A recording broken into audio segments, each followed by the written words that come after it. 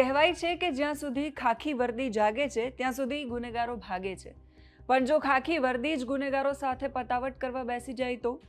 ભાવનગરના Mahuva town police સ્ટેશનના PSI Pravin પરમારનો એક એવો કાંડ સામે આવ્યો જેણે આખા ગુજરાતના પોલીસ બેડાને હચમચાવી દીધું.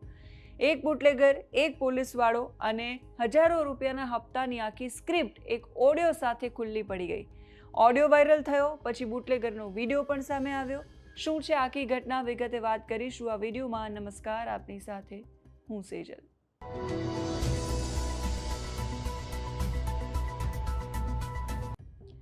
બધા પૈસા કમાય છે, મારે પણ ભાગ જોઈશે.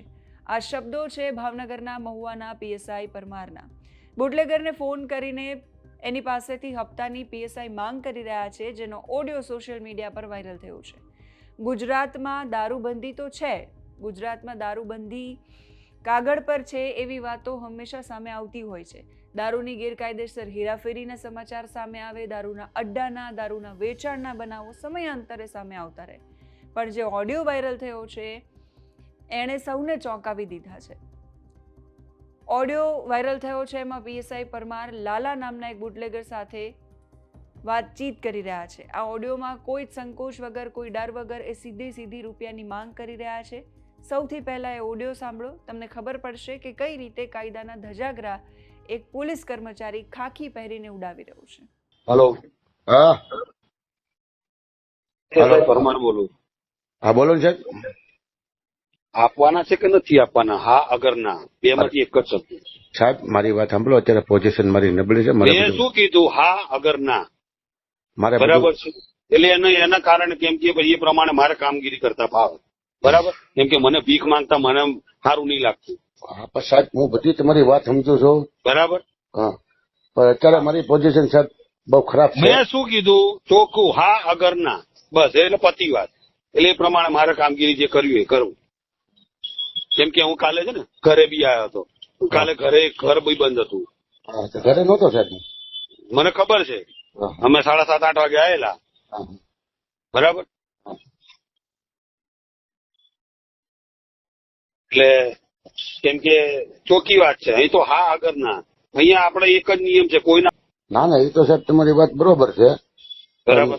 જો ઓલા ખરે તમે સાહેબ ખાલી ફોન કર્યો એટલે હું તરત તમારી પાસે આવી ગયો હતો. અરે ભાઈ એક વાત છે, એ વાત એ ગઈ વખતે બી આયા છો કે નહીં, એ ક્યાં ગણાવવાની જરૂર છે? આ વખતે મારે આ 4થી 5મી વખત હું ફોન કરું છું.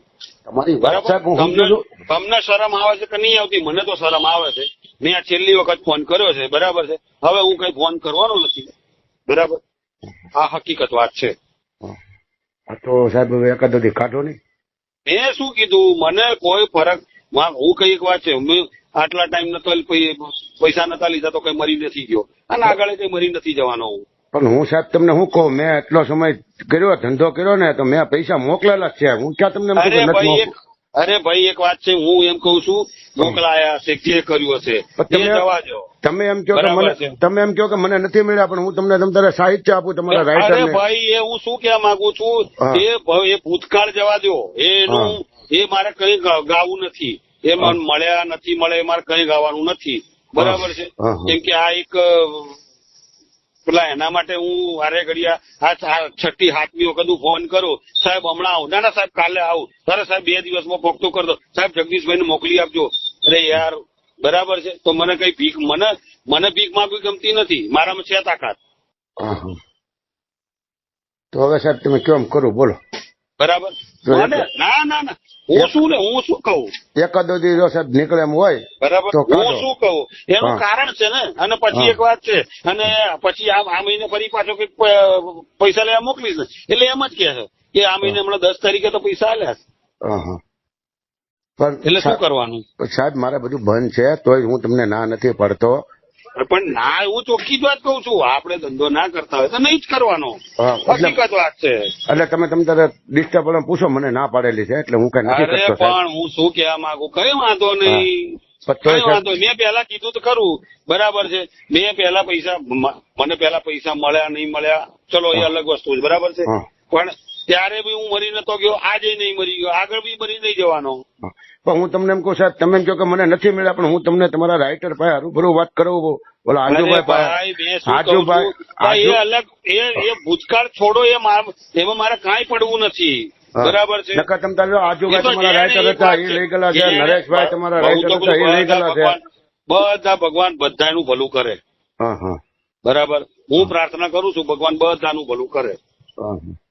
બરાબર. હા સાહેબ. એટલે મેં એટલા માટે મેં કીધું હું જો પૈસા મળશે સારી વાત છે, નહીં મળે તો કોઈ વાંધો નહીં. કોઈ મરતું નથી ને કોઈ મરવાનું નથી. કાંઈ વાંધો નહીં સાહેબ, બોલો હા સુધીમાં હું તમને પોગાડી દઉં. સાંભળ્યું તમે? આ ઓડિયોમાં પીએસઆઈ પ્રવીણ પરમાર કહી રહ્યા છે કે રૂપિયા આપવાના છે કે નહીં, હા કે ના, એટલો જ જવાબ આપ. આ વાતચીતમાં પશ્ચિમ બંગાળની પોલીસના નામનો પણ ઉલ્લેખ છે ને એવું કહેવાઈ રહ્યું છે કે ત્યાં તપાસ માટે જવાનું છે. એના નામે 30 થી 40 હજાર રૂપિયાનો ખર્ચ બતાવીને બુટલેગર પાસે પૈસા માંગવામાં આવી રહ્યા છે. આ વાયરલ ઓડિયો ક્લિપ સામે આવ્યા પછી ભાવનગર અને આખા ગુજરાતમાં ચર્ચાનો વિષય છે. સવાલ એ છે કે જો પોલીસ જ બુટલેગરો પાસેથી આ રીતે હપ્તા કે ખર્ચના નામે લાખો રૂપિયા લેશે તો આ ગુજરાતમાં દારૂબંધી રહેશે ખરા? આ સિવાય ઓડિયોમાં જે આખા ગામમાંથી પૈસા મળે છે એવું પીએસઆઈ કહી રહ્યા છે, એવો ઉલ્લેખ કરી રહ્યા છે, તો એનો મતલબ શું? એનો મતલબ એવો થાય કે આ ગેરકાયદે પ્રવૃત્તિઓ પોલીસની મિલીભગતથી જ ચાલે છે? જો જવાબ હા છે તો સવાલ એ પણ છે કે કેટલા છે હજુ જેમની સાથે આવી રીતે પોલીસની મિલીભગત છે? હવે જે બુટલેગર સાથે પોલીસ સબ ઇન્સ્પેક્ટરની વાતચીત છે એ બુટલેગરનો વિડીયો પણ સામે આવ્યો છે. એ કથિત રીતે દાવો કરી રહ્યો છે કે પોતે હવે ધંધો નથી કરતો અને પીએસઆઈ છતાં એની પાસેથી પૈસા માંગી રહ્યા છે. બીજું એ વિડીયોમાં શું કહી રહ્યો છે સાંભળો. લલિત રૂપિયા લાલો, મારા બાપાનું નામ બોકાભાઈ, હું જાતે કોળી અટક મારી બારિયા, હું જનતા પ્લોટ 11 નંબર સલમની સામે કાળભેરો ચોક છે ને રહું છું. મને આ પરમાર સાહેબ, પહેલાં હું આ દારૂનો ધંધો કરતો, હવે વર્ષ 1.5 વર્ષથી મેં આ બધો ધંધો મૂકી દીધો છે. અત્યારે હું કોઈ વસ્તુ કાંઈ કરતો નથી, અત્યારે હું રિક્ષા ચલાવું છું. આ પરમાર સાહેબ મને અવારનવાર ધાક ધમકી મારી પહેલી પૈસા લે છે કે તું ધંધો કર કે ન કર, તારે અમને મહિને જે પૈસા થતા હોય તો તારે દે જ દેવાના. દર મહિને 5000 રૂપિયા મારી પાસે દે, ધમકી મારી લે. ગયા મહિને મને કીધું તને બીજા ગુનામાં સંડોવી દે, તને આમ કરી દે ને તને હું પાછામાં મોકલી દે, તને હું હોવા મુકાવી દે ને. તો મેં સાહેબ દીકરીને માર્યા 5000 રૂપિયા વ્યાજવા લાવી 2% એને મેં એને દીધા, તોય મને હેરાન કરે છે. આ મને વિડીયો કોલે કરતા, પછી મને વોટ્સઅપ કોલે કરતા, એ ન ઉપાડું તો મને સાદા મોબાઈલમાં રિંગ કરતા.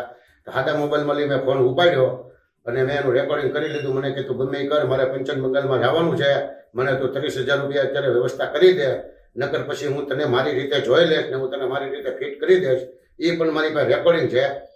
બરોબર. હમણાં હું માઢિયા ગામે 5 પીપરું પાસે મારા મામાનું ઘર છે, વાડી ના ગયો હતો હું. તો આ ગ્રામ્ય પોલીસ ચોકીવાળા મારે ખોટો મને દારૂ મારી ગાડીમાં એક્ટિવામાં જુપિટર ગાડીમાં 5 લીટર દારૂ મૂકી ને મારી માથે ખોટો કેસ કર્યો ને મારી પાસે 50,000 રૂપિયાનો તોડ કર્યો. હવે હું ગરીબ માણસ કાલી કાઢીને દઉં. અને એ ડિસ્ટર્બ જમાદારનું નામ છે ભરતભાઈ ભરવાડ, પછી શંકરભાઈ, પછી એક બીજા ભાઈ છે, 3 જણાએ જઈને મારો 50,000 રૂપિયાનો તોડ કર્યો. અને રમેશભાઈ કરીને છે, એ કંઈક આની માટે હજી 5 લીટરનો નહીં વધારે કેસ કરો. આની પહેલી પૈસા લીધા જકા છે, પણ હું અત્યારે કોઈ વસ્તુ કાંઈ કરતો નથી. પહેલાં બધું કરતો, પહેલાં પરમિટ વાળો હતો એટલે 2 ધડક ધંધો કરતો, પણ અત્યારે હું કોઈ વસ્તુ કાંઈ કરતો નથી. આ છેલ્લા 1.5 વર્ષથી હું રિક્ષા ડ્રાઇવિંગ કરું છું ને મારી પોતાની રિક્ષા છે, મારું ગુજરાન હાલે છે. હવે આ લોકો મારી પાસે પૈસા માંગે તો મારે સાહેબ શું કરવું? મારી પાસે પૈસા નથી. પછી મેં કંટાળીને એસીબી ઓફિસે ગયો ભાવનગર, ત્યાં જઈને મેં ફરિયાદ નોંધાવી, મેં ફરિયાદ કરી. એટલે આનું કાંઈક મને ન્યાય આપો. હું કોઈ વસ્તુ આ ધંધા મૂકી દીધેલા છે, હું નથી કરતો અત્યારે છેલ્લા 1.5 વર્ષથી. આ ગ્રામ્ય પોલીસ ચોકીવાળાએ ખોટું મારી માથે ડિસ્ટર્બ જમાદાર, પછી ડિસ્ટર્બમાં શંકરભાઈ કરીને છે, અને બીજા એક ભાઈ, એનું તો નામ નથી આવડતું પણ ભાડે હું એને ઓળખી જાઉં. એ મારી પહેલી 50,000 રૂપિયા રોકડા લઈ ગયા. એ લોકો સવારમાં 8 વાગે હું મારા મામાની વાડિયાથી આવતો હતો ને મારી માથે કેસ કર્યો. એના ઓલામાંથી માલ કાઢીને મને કે તું અહીંયા આવ્યો હું લેવા આમને તેમને. મેં કીધું સાહેબ રોડ છે, મારા મામાનું ગામ છે, તો હું અહીંયા ન આવું તો ક્યાં આવું? એટલે એ લોકો મારા 50,000 રૂપિયાનો તોડ કરી ગયા. પછી મારે અણછૂટકે આ પરમાર સાહેબનો મારી માથે ત્રાસ. એ પહેલાં પરમાર સાહેબ મારા ઘરે આવીને 1-2 વાર મારું ઘર ખોલ્યું, મારી ગાડીઓ 2 મોટરસાયકલ લઈ ગયા પોલીસ ચોકીમાં. તેથી મારી પાસે 3,000 રૂપિયા 2 ગાડીઓના લીધે કે મેમો દેવો પડે ને આમ કરવું પડે. મેં તો સાહેબ ગાડી મારા ઘરે છે, રોડે હાલતી નથી. મારી ગાડીઓ કમ્પ્લીટ છે, લાયસન્સ છે, આ કાગળિયા છે 2 ગાડીઓના. તો મને કહે તું આમ છો ને તેમ છો ને જવા દે. મને ગાળું દેવા મળ્યા, ની અંદર જેમ ફાવે ન બોલવાનું બોલવા મળ્યા. અને મને કે તને તું પાછામાં મોકલી દે પરમાર સાહેબ ક્યાંય, અને તારે તને મોવા મુકાવી દે, તું મને પૈસા નહીં દેતો, તું ધંધો કર કે ન કર, તું પાછો ધંધો કરવા માંડ, તું મને પૈસા દે. પછી મેં સાહેબનું રેકોર્ડિંગ ઉતારી લીધું. રેકોર્ડિંગ ઉતારી અને પછી હું એસીબીમાં ગયો. એસીબીમાં જઈને મેં એની નામજોગ ફરિયાદ કરી. ને એસીબી વાળાએ મને આવકારો સારો આપ્યો છે. મને બધું મારું સાંભળ્યું, મેં એને રેકોર્ડિંગ આપ્યું. મેં કીધું જુઓ સાહેબ આ રેકોર્ડિંગ મારું રાખ્યું છે. સાહેબ મેડમ હતા બેન, બહુ ખરાબ, મને બહુ આશ્વાસન આપ્યું. મને કે કાંઈ વાંધો નહીં લાલજીભાઈ થઈ જશે બધું, બેસો તમે. મને બધું મારી ફરિયાદ લીધી. તો ભાવનગર જિલ્લાના મહુવા ટાઉન પોલીસ સ્ટેશનના પીએસઆઈ પ્રવીણ પરમાર અને બુટલેગર વચ્ચેનો કથિત ઓડિયો વાયરલ થયા પછી પોલીસ વિભાગ એક્શનમાં આવ્યું છે. ભાવનગર જિલ્લાના ઉચ્ચ પોલીસ અધિકારીઓએ ઓડિયોની સત્યતા તપાસવા માટે તાત્કાલિક આદેશ આપ્યા. પોલીસ બેડામાં પણ ભ્રષ્ટાચાર અને સાંઠગાંઠના આ ગંભીર આક્ષેપોને પગલે પીએસઆઈ પ્રવીણ પરમાર સામે ડિપાર્ટમેન્ટલ ઇન્ક્વાયરી શરૂ કરાઈ છે એવી માહિતી છે.